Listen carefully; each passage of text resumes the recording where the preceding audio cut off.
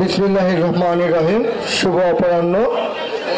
আজকের এই অনুষ্ঠান এত বড় হবে আমিও ব্যক্তিগতভাবে আশা করি নাই। আজকে অনুষ্ঠানের প্রধান আকর্ষণ আমার শ্রদ্ধেয় স্যার, ইউটিউবের প্রেসিডেন্ট,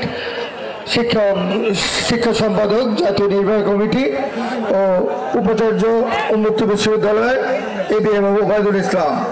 ওনার কাছে আমি গত 30 বছর ধরে ওনাকে আমি চিনি, বাট কাজ করছি গত 20 বছর ধরে একসাথে।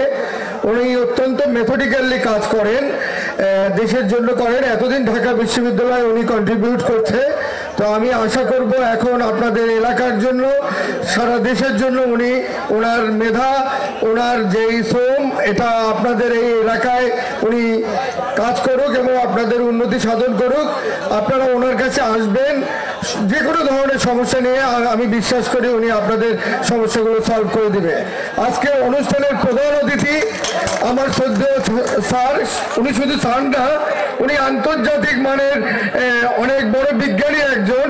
আমি যখন 30 বছর আগে ওনার সিভি পড়ি, আমি অভিভূত হয়ে যাই যে আমি কবে ঢাকা বিশ্ববিদ্যালয়ের শিক্ষক হতে পারবো। উনি all throw first, metric first, intermediate first, all throw first. এই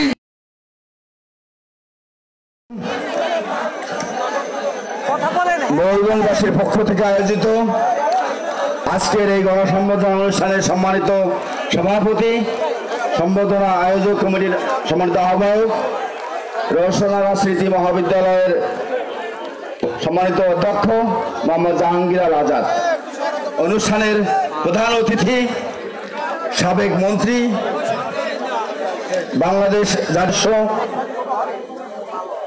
ঢাকা বিশ্ববিদ্যালয় পদার্থবিজ্ঞান বিভাগের সাবেক অধ্যাপক, আমার সরাসরি ক্লাসরুমের শ্রদ্ধেয় শিক্ষক, অত্যন্ত স্বচ্ছ রাজনীতিবিদ ডক্টর আব্দুল মঈন খান, অনুষ্ঠানের বিশেষ অতিথি বিএনপির জাতীয় নির্বাহী কমিটির গবেষণা বিষয়ক সম্পাদক, পেশাজীবী নেতা,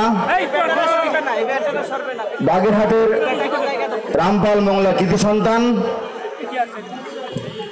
আমার অত্যন্ত বন্ধুবর কৃষিবিদ জনাব মোহাম্মদ শামীমুর রহমান শামীম। উপস্থিত আছেন বিশেষ অতিথি বিএনপির গণশিক্ষা বিষয়ক সম্পাদক, ইউনিভার্সিটি টিচার্স অ্যাসোসিয়েশন অব বাংলাদেশের সম্মানিত মহাসচিব,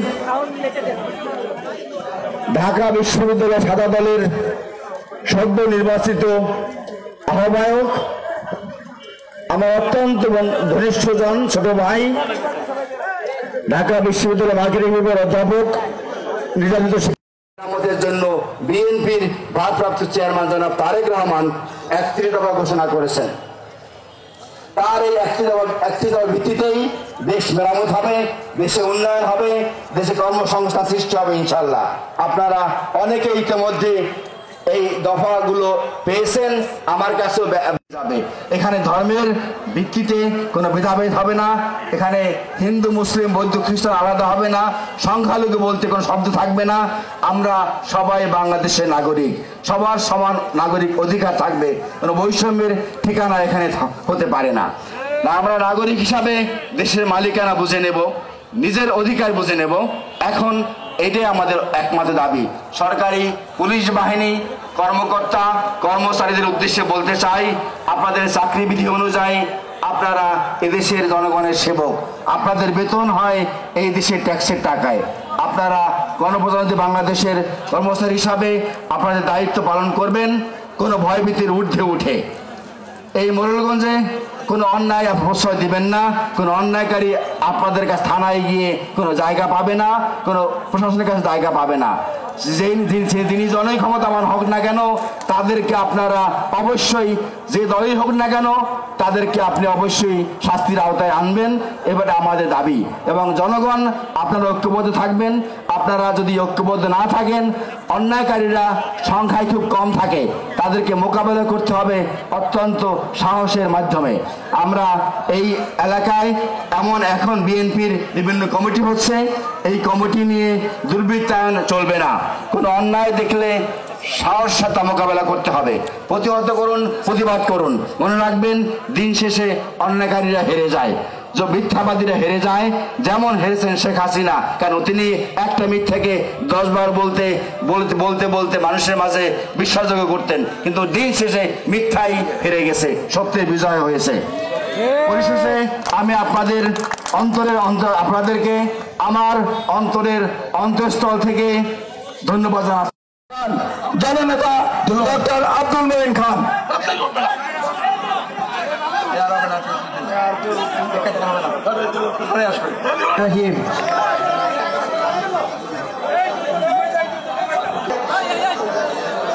আমরা এখানে এসেছি একটি বিশেষ কারণে।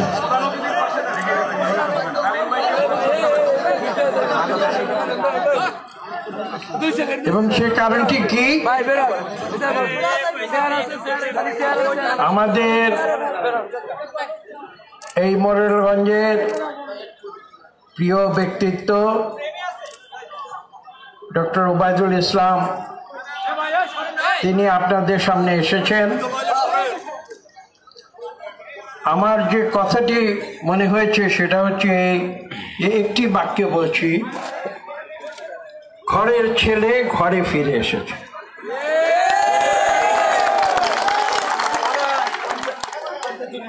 আজকে থেকে অনেক বছর আগে এখানে স্কুলে লেখাপড়া সম্পন্ন করে তিনি কলেজে ভর্তি হয়েছিলেন বাগেরহাটে, এবং বাগেরহাটে কলেজের শিক্ষা সম্পন্ন করে গিয়েছিলেন ঢাকা বিশ্ববিদ্যালয়।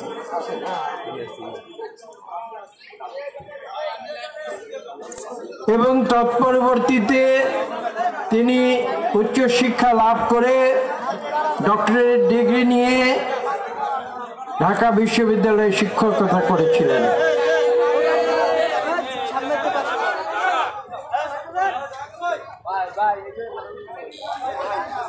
সেই কারণেই আজকে আপনারা যেভাবে ডক্টর ওবায়দুল ইসলামকে সম্বর্ধনা জানিয়েছেন, সম্মানিত করেছেন, তিনি এখন একজন বিশ্ববিদ্যালয়ের উপাচার্য, আমি সত্যি অভিভূত হয়েছি। এখানে অনেক কথা বলার সুযোগ নেই, বিভিন্ন বক্তা বিভিন্ন কথা বলেছেন।